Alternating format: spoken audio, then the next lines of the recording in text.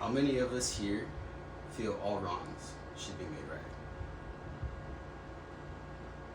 How many of us here feel all rights should be made wrong?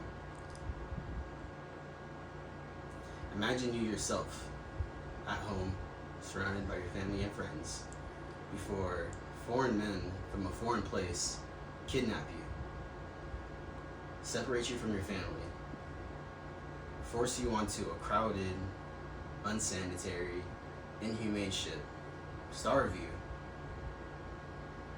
force you to a different land, and then those same men say, you are to work for me, you are to respect me, you are to honor me, you are to fear me, you are to build my lands, and you are to build my wealth.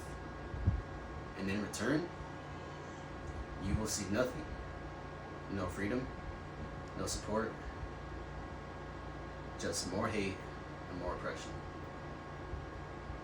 Following the United States trend of paid reparations to unduly wrong communities, I am proposing reparations payment of $50,000 or the opportunity at a free college education to be offered to all proven descendants of slavery so that these wounds can begin to heal. I spent the last month or so studying and researching instances of paid reparations to unduly wrong communities, various economic studies on various ways to pay for reparations of this magnitude, as well as the lasting effects of slavery. Taking into account these things, along with the fact that I myself am a black man and descendant of a slave, I have become fairly knowledgeable on this subject. First, I will state the overall problem with the effects of slavery and the egregious wrong not being made right. Second, I will state an overall solution that will begin to remedy the problems listed before.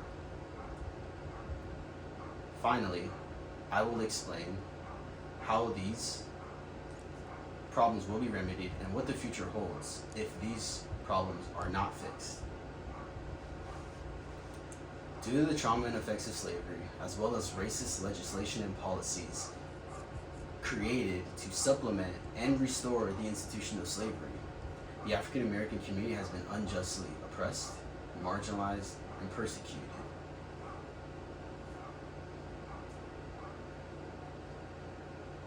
Evils like what I will begin to visualize for you right now.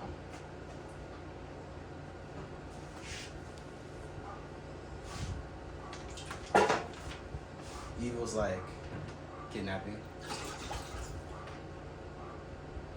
forced servitude, descent-based slavery, black codes, Jim Crow laws, murder and rape, not to mention redlining, which disproportionately affects black communities as it literally tells them where they can and cannot live.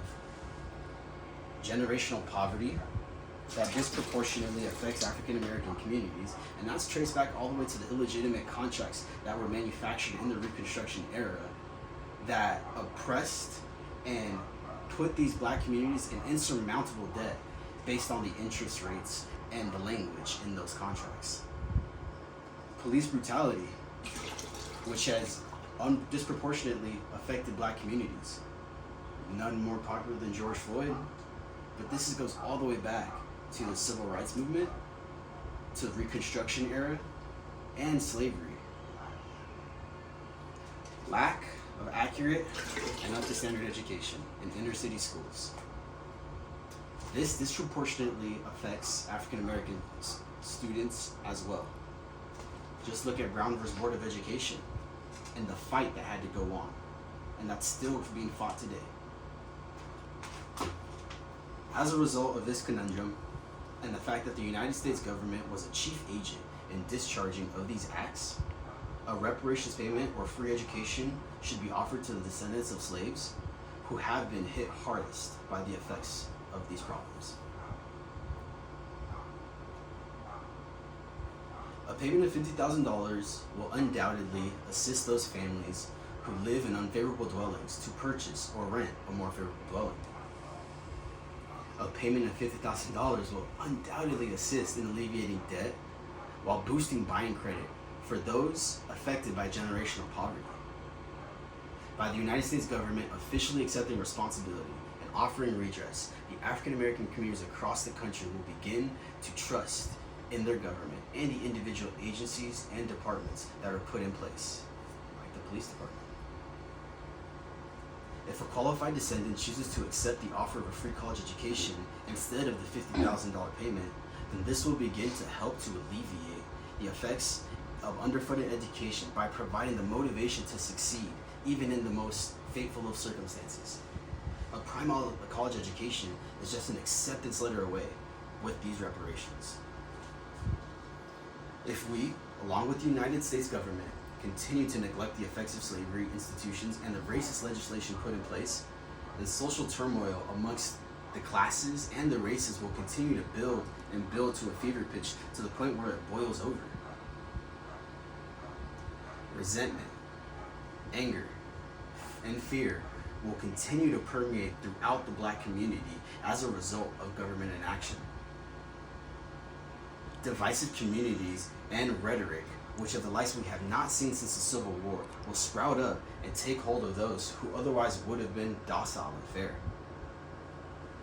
National identity will affect those various marginalized and oppressed communities, not just Black. They will begin to second guess their loyalties to this country. If no responsibility is taken, then the wounds will never heal, and the entire healing process will continue to be delayed. Taking into consideration the fact that slavery in its various institutions, apparatuses, and legislation was unequivocally wrong, the United States should offer a redress payment of $50,000 or the prospect of free college education so that these wounds can begin to heal. If you agree that this right should be made wrong, then briefly sign the petition I have sent to you. With as many signatures as possible, I will take this petition to our senatorial office building and our representatives. I personally plan on delivering this petition along with a detailed letter to these representatives. I hope all of you who raised your hands at the beginning and those of you who didn't sign this petition and do your part to ensure this wrong is made right. Thank you.